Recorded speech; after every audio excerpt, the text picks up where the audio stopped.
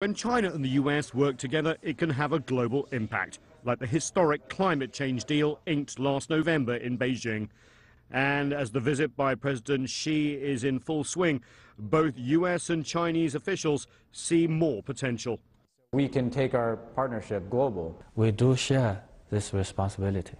Aside from this global responsibility, when national interests are at stake, however, there are tensions. China maintains the US is trying to insert itself into South China Sea sovereignty disputes in support of its allies, and Beijing continues to warn the US about close-in reconnaissance flights off the Chinese coast. The US accuses Chinese interests of industrial cyber espionage and has threatened sanctions, and both sides complain about the lack of access to each other's economy.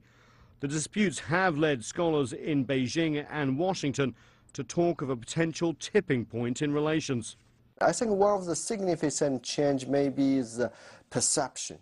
In both sides, both countries, there's quite some people, their perceptions to the other country has experienced some quite significant change. Differences between nations, of course, are normal, but given the unique interdependence between the US and China, managing and understanding those differences are a constant focus for both sides. The distrust is a major issue between the two sides. It's not so easy to change it. But I hope that the leaders of both sides could make efforts to trying to helping the other side to better understand their policies.